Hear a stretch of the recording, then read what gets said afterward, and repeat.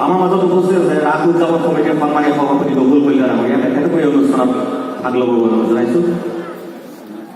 আমাৰ মাজত উপস্থিত আছে শিলিখাবাৰী যুৱ সংঘৰ সন্মানীয় সভাপতি দীপেন কুমাৰ দাস ডাঙৰীয়া, তেখেতকো এই অনুষ্ঠানত ভাগ ল'বলৈ অনুৰোধ জনাইছো।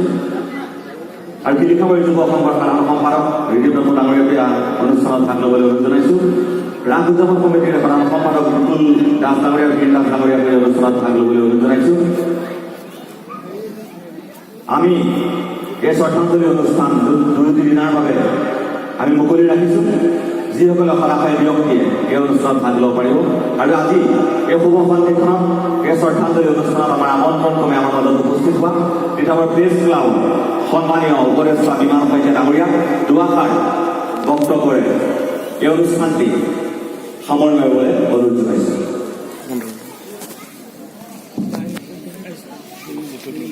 শিলিখাবাৰী যুৱ সংঘ আৰু শিলিখাবাৰী অঞ্চলৰ সমগ্ৰ এলেকাটোৰ ৰাইজৰ অকুণ্ঠ সহায় সহযোগিতাৰ জৰিয়তে শ্ৰী শ্ৰীকৃষ্ণৰ সম্পূৰ্ণ ৰাসলীলা যুৱ সংঘৰ উদ্যোগত আয়োজন কৰিছে দুদিনীয়াকৈ। আজি শুভ উদ্বোধনী প্ৰাকখনত এই অঞ্চলটোৰ বৃহত্তৰ স্বাৰ্থত যিগৰাকী মহান ব্যক্তিয়ে ৰাইজক বাট দেখুৱাইছিলে এটা সাংস্কৃতিক মন, এটা সাংস্কৃতিক জীৱন শিলিখাবাৰী ৰাইজক প্ৰদৰ্শন কৰি গ'ল। সেইগৰাকী মহৎ ব্যক্তি শিক্ষাবিদ তিলেশ্বৰ হাজৰিকা ডাঙৰীয়ালৈ মই জয়জয়তে শ্ৰদ্ধা নিবেদন কৰিছোঁ।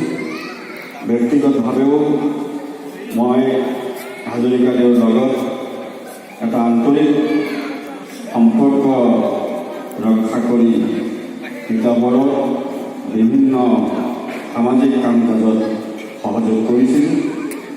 তেখেতৰ এই স্মৃতি ৰোমন্থন কৰিবলৈ আজি শিলিখাবাৰীত উপস্থিত হ'বলৈ পাই মই নিজকে ধন্য মানিছোঁ। শিলিখাবাৰীৰ যুৱ সংঘৰ কৰ্মকৰ্তাসকল, শ্ৰী শ্ৰীকৃষ্ণৰ সম্পূৰ্ণ ৰাসলীলা আয়োজন কৰাৰ উদযাপন সমিতিৰ সভাপতি সম্পাদক প্ৰমুখ্যে কৰ্মকৰ্তাসকলক মই কৃতজ্ঞতা জনাইছোঁ, ধন্যবাদ জনাইছোঁ।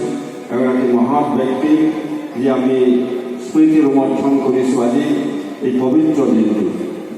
আমি আশা কৰিছোঁ নতুন প্ৰজন্মই অনাগত দিনত আমাৰ মহৎ ব্যক্তিসকলৰ আদৰ্শৰে আগবাঢ়ি গৈ শিলিখাবাৰীয়ে নহয়, সমগ্ৰ জাতি সমগ্ৰ দেশৰ মানুহক এটা নতুন উদ্যম প্ৰেৰণা যোগাব পাৰিব আৰু এটা সাংস্কৃতিক জীৱন উদযাপন কৰিবৰ কাৰণে শিলিখাবাৰী অঞ্চলে এটা সুযোগ পাব।